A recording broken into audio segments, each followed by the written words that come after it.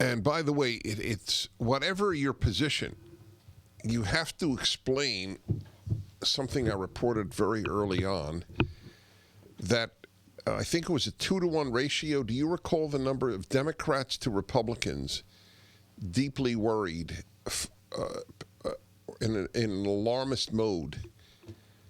Yeah, Why? I believe that's right. Yeah.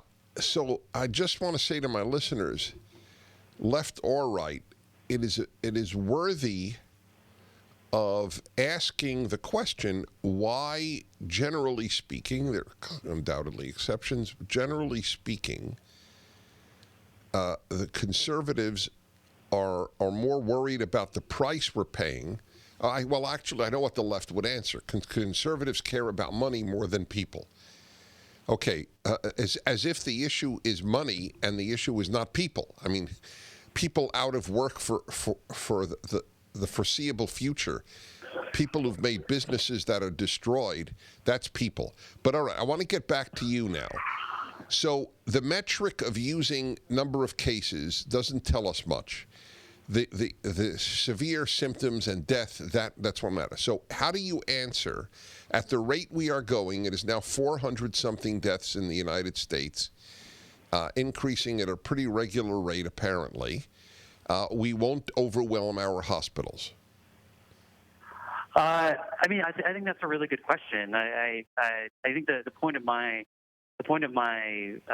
sort of broader piece was to think about other things beyond only just the virus. That there has to be weighting of other costs, and that there's a lot of actions being taken, in my view, that are not directional according to reducing severity and reducing the number of cases, as your question implies.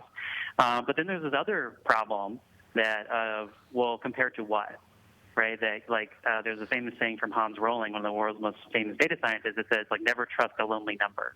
Right? So, as an example of let's say that I think everyone now knows that the virus is here.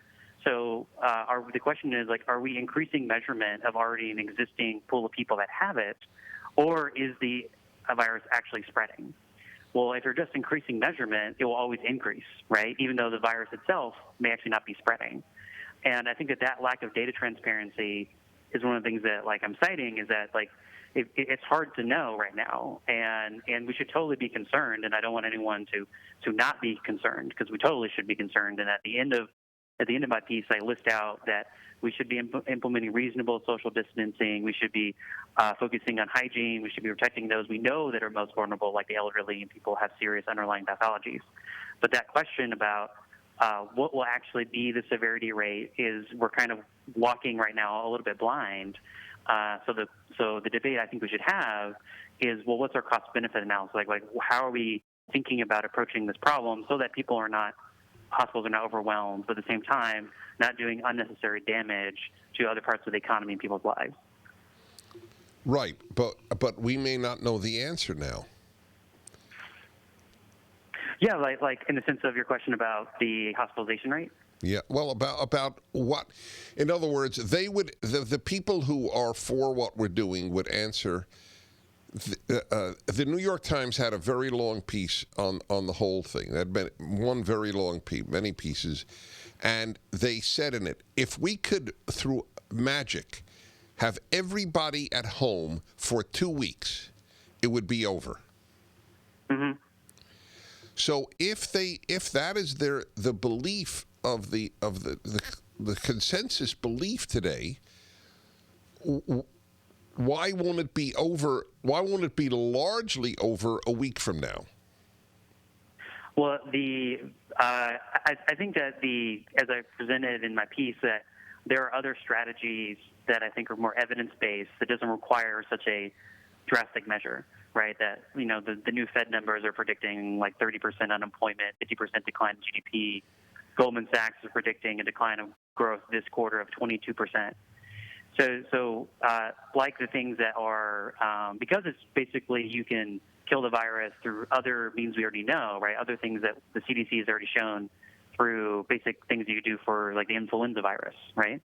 And so What I think is a more reasonable approach, more balanced approach, is implementing those things we have evidence to show that it actually will work. Monitor and push resources to areas that we know are seriously impacted, like Washington and California and New York. But if as Governor Abbott of Texas said today, when he did not go for shelter in place, he said, "Why would I do that when 200 counties don't have any cases?"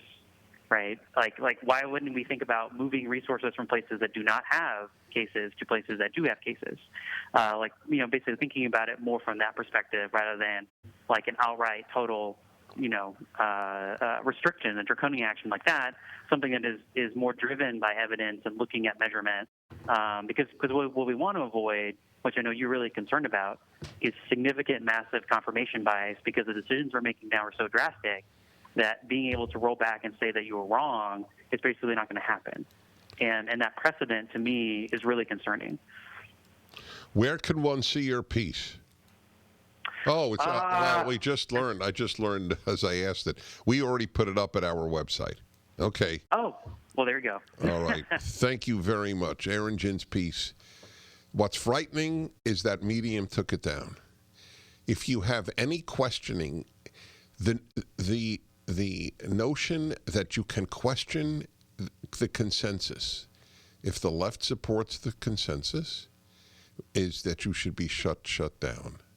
Shut up and shut down. Isn't that funny? Up and down. Shut up and shut down.